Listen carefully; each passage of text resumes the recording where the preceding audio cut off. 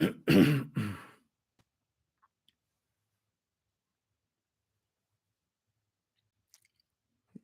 Mahamantra with your back straight, both hands upon your laps, left beneath the right. Om Bhurabhuvah Swaha Tatsaviturvarenyam Bhargo Devasya Dhimahi Dhiyo Yonah Prachodayat.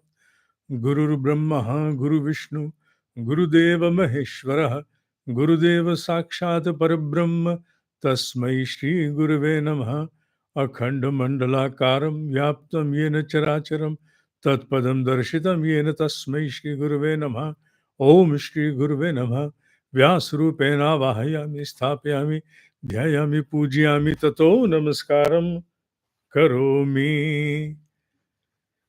Shrimed Bhagavad Gita. VibhutiYoga, Shlok number 7. Let's come down to the Shlok and try to understand it from its words. Etam vibhutim yogena cha mama yah vetti tattvataha sah avikampena yogena yujyate na atra sanchayaha. The verse conveys something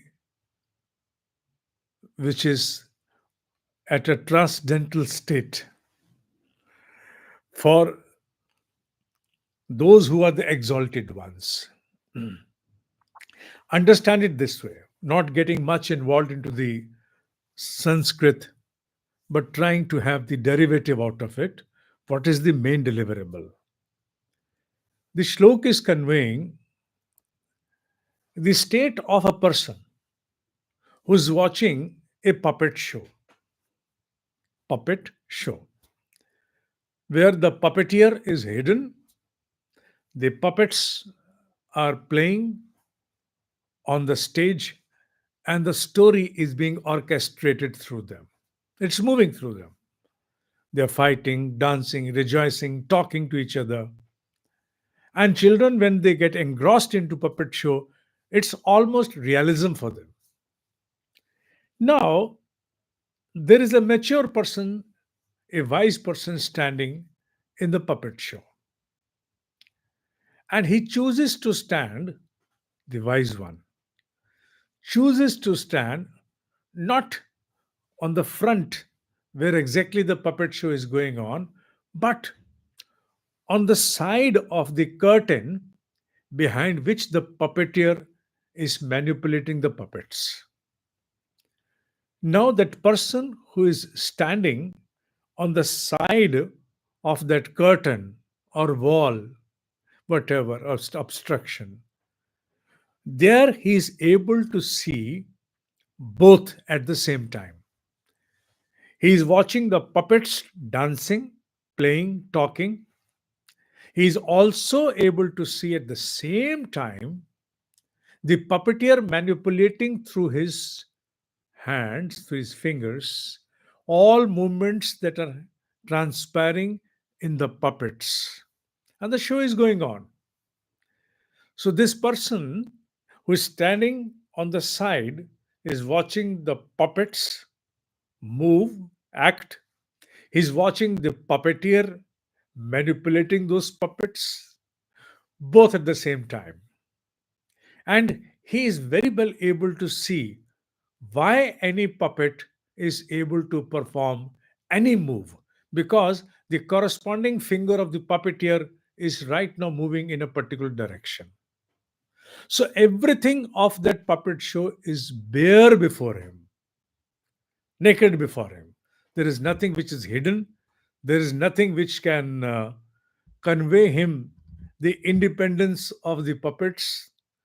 There is no sovereignty enjoyed by the puppets. It's all a manipulation at the hands of the puppeteer. Here, do not take this example like a blanket to all understandings that you behold. It may be fatal. Because if you take this understanding as a blanket to all aspects of life, then what you will say is then there is no need for me to act. If everything has to be transpired by the puppeteer, then where am I?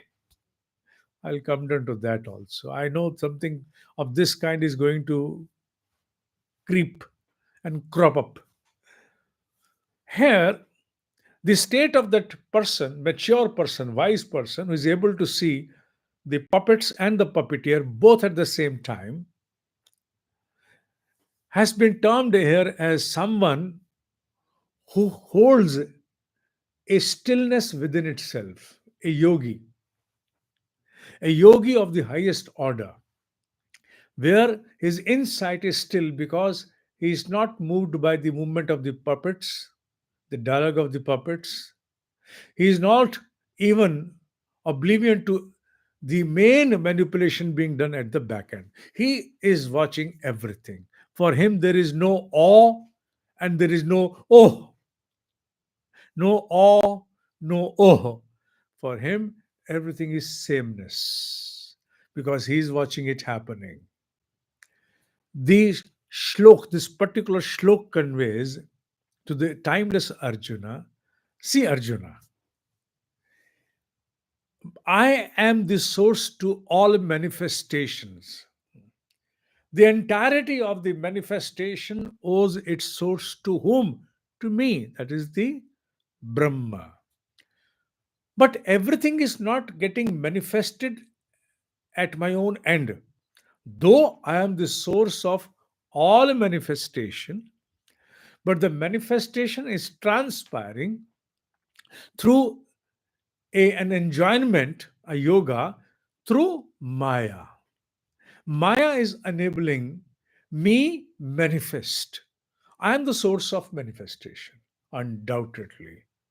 But my manifestation is becoming possible through a yoga, which is Maya. So, me being furthered by Maya, a system. It's me. Whatever you see, wherever you see excellence of the highest order, it's me and me alone, nothing else. But what is enabling that manifestation is Maya. Now, it's the example, the illustration that I've given you a while ago, now can be understood. The show on the stage, which we see in this world through our sensorial organs, we observe, we witness everything ongoing in front of us, is like the puppet show. Whereas the original source of the entire manipulation of the puppets is behind the curtain. We are not able to see that. That is why we are so engrossed into the all occurrences of the life. We get so involved that when there is a moment of joy, we dance, we rejoice. When there is a moment of sorrow, we go into distress. There is a lot of disgruntlement, unhappiness. So we travel both extremes, the polarities, good and bad, attraction and repulsion. Because we are only able to watch the show and not something which is being manipulated at the back end. We're not able to see that. Whereas an exalted yogi, one who has accomplished, he acquires an inner state of balance, equanimity to such an extent. Now, nothing can perturb, nothing can come and create any tribulation into him. He is able to see everything happening. So, for him, the only thing that prevails is the sameness. One who is watching the manipulation at the back end, one who is watching the show in front, for him, there is nothing left which can hold any special interest because he is witness to everything happening. He knows the source of every single move of the movement of the puppet. It's at the back end. So when that sameness is acquired, inner equanimity, sthit pragya is acquired, Arjuna, then there is no return ticket, no going back. Return tickets are not issued for these people. Return ticket mean they will not come and manifest again as humans unless they desire to accomplish a specific objective at the behest of the cosmic resolve. They will not come and take birth. They are gone and gone with their free will forever, without any bound and limit. So they are the ones, Arjuna, who can see me, the source for all excellence, at the same time also observe the intermediary power, which is Maya, enabling that manifestation. Since they can see both the enabling intermediary and also the source of all excellence, for them it is sameness. They have no hue and cry, for they have no change to come, no change to witness. For them, everything is the same. Having said this particular aspect, one thing should be removed from the mind when you understand the illustration that there is a puppeteer manipulating the acts of the puppets. Does it also translate into a way that all and every activity of our life is being orchestrated or manipulated by someone at the back end, maybe the creator? Is it so? Not exactly. Why? Because there is a tiny God in each one of us. Jivatma mein Ishwar ka vas. Every soul, every Jivatma, each Jivatma has a tiny God within it, the tiny portion of Almighty within itself. Jivatma mein Paramatma ka ansh. And at the same time, because of that, we are vested with what? It is termed as adhikaraha. What is that adhikara? Choice. Adhikara is not the right. Adhikar means right. No, here it means choice. Don't you recall that famous verse of Bhagavad Gita? Karmanye vadhikaraste. Karmani ev adhikaraha. What is adhikar there? The right to choose. If a synonym has to be given, a befitting synonym has to be given to Arjuna, then it is choice, choice, and choice. Choice to act, choice not to act, choice to act rightfully, choice to act wrong. So it is the choice, the discretionary power vested into Arjuna to act. Although the entire outcome is not the domain of Arjuna, because Arjuna cannot script the outcome, because outcome is also going to depend upon several other factors which are going to impact the final outcome. But the right to act, the choice finally is vested with the Arjuna. So this removes that iota of doubt that may have crept up into your mind, which wants to usurp everything by saying, if everything has to be orchestrated, manipulated by someone, some trickster, almighty trickster at the back, then for what am I going to act for? Nothing. Everything is accomplished, written, scripted. I am just here as a puppet. No, you're not here as a puppet. In the larger game plan, you have an active role. That is where the illustration differs from the actual cosmic dance going on in this creation. The illustration we pick up from the mortal plane cannot exactly justify whatever is transpiring at the cosmic plane. We can approximate our understanding through illustrations. Some nearness can be acquired, but exactness cannot be understood because we are talking about two different realms. In the exactness of the cosmic dance, we behold the right to act. We behold the right to choose, rather, to choose. And that is where the discretionary element of Arjuna can change the face of affairs from negative to positive, from failure to success, from good to bad, and vice versa. Although the slok does not go and outreach this understanding, but I have deliberately intruded into a different direction just in order to take care of any creeping thought which may take the seeker and give itself an understanding that if everything has been orchestrated by manipulator, then why should I act? The shlok only conveys one who is a witness to my manifestation and me as the source of entire manifestation acquires a settled state of insight from where there is no return. There is no return. That is the understanding we derive from this sloka. Okay, but that is not our state today. We are not in that state, that exalted state where we can say that we are watching this happening, transpiring before us. Then what is the exact deliverable to us? What do we take away? The takeaway from this understanding is to resize, modify, and reconstitute your ego whenever it becomes inflated by your own identity. When the ownership for doing anything good, excelling best in any stream of your life, when the ownership rises beyond the limits and provides you nothing but baseless ego, it's better that you draw the meaning from this, the understanding from this verse, which conveys, Arjuna, it is me and me alone. Accept it, that excellence of any order pertains to whom? It, and it alone. It means Krishna, not me. I may be the source for that, source for its manifestation to the outside world, but I am not it. It's not my property. It's coming through me, but it's not my property.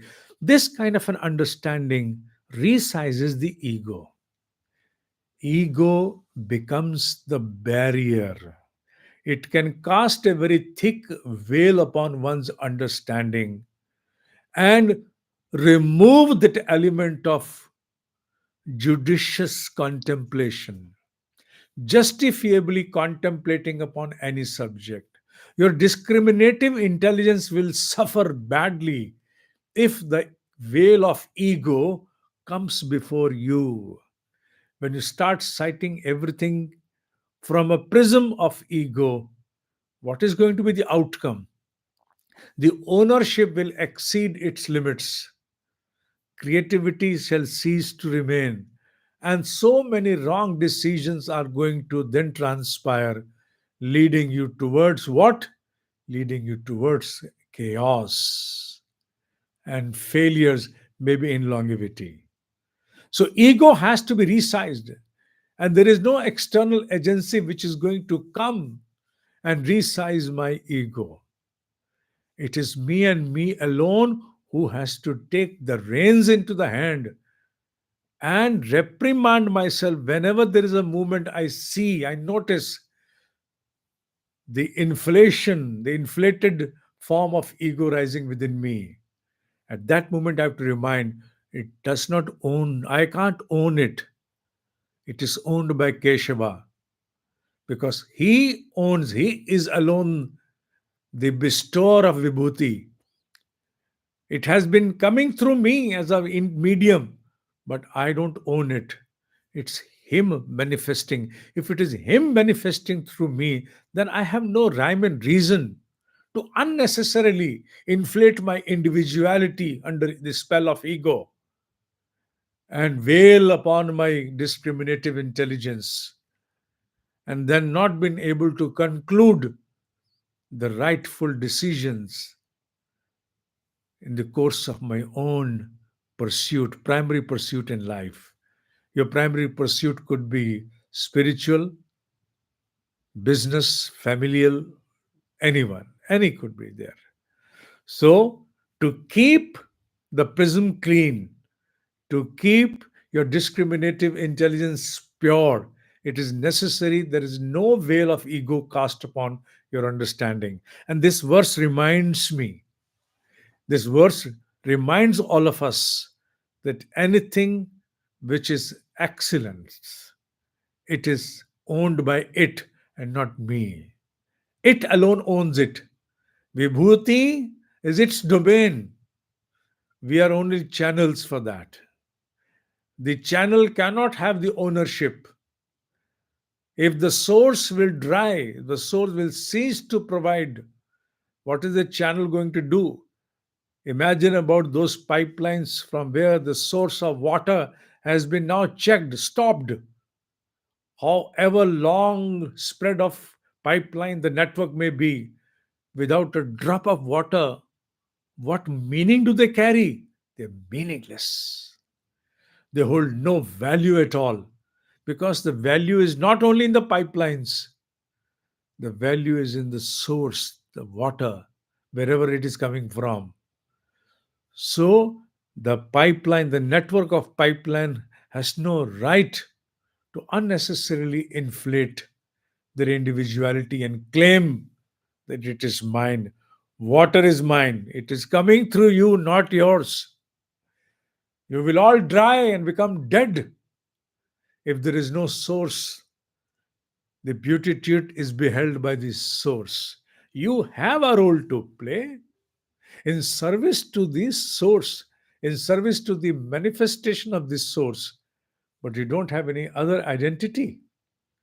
Once we remind this to ourselves, because at times what happens is we overstretch upon our individuality, our ego, and unnecessarily try to perpetuate certain unpleasant situations that should be given justice to a limited extent. Someone shared a hard word. You felt bad, very bad. Now there has to be a limit given to it. I would not go beyond it. I would not perpetuate and conspire against that person. If I do so, now I am working not at the behest of some important objective, but at the behest of a service to my own inflating, injured ego. Let me draw out my pure ego out of that injured one and ensure that my journey of my primary pursuit is not hampered. Lot many vital projects, yojanaएं, we have observed them in the entire world at different places, have suffered merely because of one reason. There was no deficiency, there was no problem, there was no paucity of resources, except that someone at the helm felt the ego injured and then acted fatal against the primary objective, and everything had to be shelved. Everything went down the drain just because of one person observing ego injury. Maybe that is more of a self injury, yes, caused to yourself. If that can happen, then small issues in our life can bring a perpetuating series of injuries to us. So, the deliverable of the verse is one hand, the exact state of the exalted ones who are witness to the source of excellence, Brahma, and something which is manifesting the source is the Maya. They can see Brahma and Maya interplaying or acting at the same time. So they undergo the sameness within inner equilibrium, sthita pragya. Then they have no attraction or repulsion left. And there is another deliverable for a common mind, and that is disallow, disallow any inflation, any inflated individuality that might try to rise by taking absolute ownership of anything that you excel good upon. You do best. Don't grip the recognition to an extent that you veil your own job, your own task, your own excellence, your own work. Don't veil it by yourself. Be in your own size, rightfully removing all superimpositions of ego from your individuality, becoming bare in the interest of your primary pursuit, whether familial, professional, spiritual, or else. This is the understanding and the takeaway from this particular verse. That was all for today. ओम ही सत्य है, ओम ही सत्य है, ओम ही सत्य है।